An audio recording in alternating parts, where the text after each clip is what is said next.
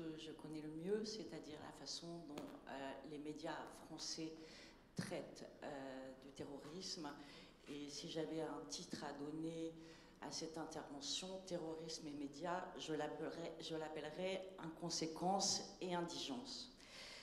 La première chose, c'est que dans la profession, la question du terrorisme et la question dont le terrorisme est abordé par les médias français n'a jamais été abordée et n'a jamais fait l'objet d'une réflexion.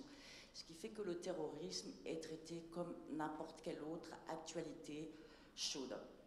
Ensuite, la seule logique pour laquelle est traité le terrorisme, c'est une logique économique. Avec les nouvelles chaînes d'actualité en continu, on traite le terrorisme...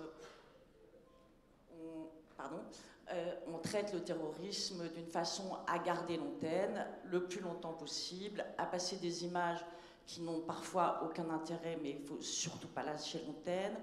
Ensuite, on donne des informations qui ne sont pas recoupées, qui ne sont pas révélées, mais qui ne sont pas forcément vraies, mais peu importe, on les donne. Les conséquences de ces informations, on s'en moque un peu. Et donc c'est de cette façon qu'on a vu par exemple comment ont été traités les attentats de Paris, avec des images pendant 10 minutes sur une rue, avec aucune info recoupée. On cherche le scoop pour garder l'antenne le plus longtemps possible. Ça, c'est cette logique économique qui prévaut pour les télés, mais qui prévaut aussi pour la presse écrite, puisque dans la presse écrite, il faut un maximum de buzz. Un buzz, c'est un clic, c'est de la publicité c'est de l'argent, et c'est la seule manière dont est traité le terrorisme dans les médias français. Ça, c'est la politique des patrons de chaînes, qu'elles soient publiques ou privées. Ensuite, il y a la position des journalistes. Et là, on n'est plus dans l'inconséquence, on est dans l'inconséquence, mais on est aussi dans l'indigence. Depuis à peu près le milieu des années 90, jusqu'aux 90-2000, on a licencié tous les journalistes qui avaient quelques convictions et qui étaient des journalistes de fort caractère, je dirais des grandes gueules. Il y en a quelqu'un ici qui ont bénéficié de ce traitement. Ce qui fait que ne survivent dans la presse que des journalistes soumis. Et la soumission est tout sauf la bonne manière de traiter l'information. Ce qui fait que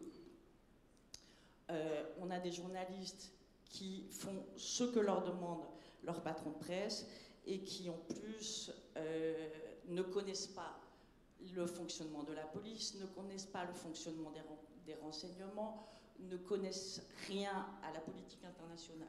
Je me suis retrouvée dans des situations, par exemple, de guerre ou de conflit. Je me suis retrouvée en Côte d'Ivoire pour parler d'expériences que je connais, avec des journalistes qui n'avaient jamais mis les pieds dans ce pays, qui ne connaissaient absolument pas les problématiques de ce pays, qui arrivaient pour la première fois et qui ne faisaient quoi que reprendre les dépêches AFP parce qu'ils ne pouvaient rien faire d'autre, et tout le monde avait la même information. Sur la Libye, par exemple, où je me suis trouvée aussi, tous les journalistes avaient les mêmes fixeurs. Il se trouvait que les fixeurs étaient tous de Benghazi, étaient tous liés aux rebelles de Benghazi, et ils ne montraient aux journalistes que ce qu'ils voulaient voir. Comme les journalistes ne connaissaient rien non plus de ce pays, on a eu exactement la même information. On voit aussi, par exemple, comment est traitée en France la question ukrainienne, qui est essentiellement dans un sens et qui ne fait l'objet d'aucune impartialité. Et quand on connaît bien un sujet, et je pense que Majed pourra... Quand on connaît bien un sujet, parfois on ne reconnaît pas ce qui est dit dans la presse, on a l'impression qu'on est sur une autre planète et que c'est pas du même monde dont on parle.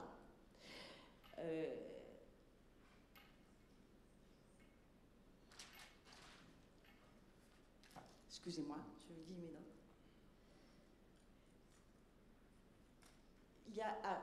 Oui, excusez-moi. Il y a une autre chose qui me paraît importante, c'est que la presse n'investit plus. Elle n'investit plus dans l'investigation, elle n'investit plus dans le long terme, elle est dans le court terme. Dernièrement, il y a un rapport du ministre de la Culture qui a été fait sur les journalistes.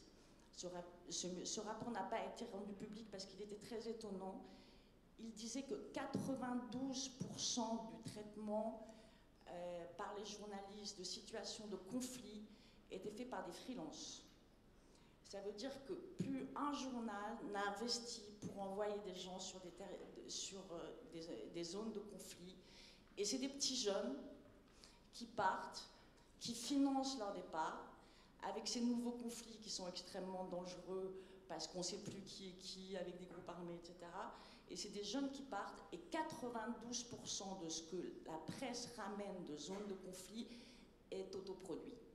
Et ça nous donne à peu près l'idée de l'état dont on peut suivre les conflits aujourd'hui. Voilà.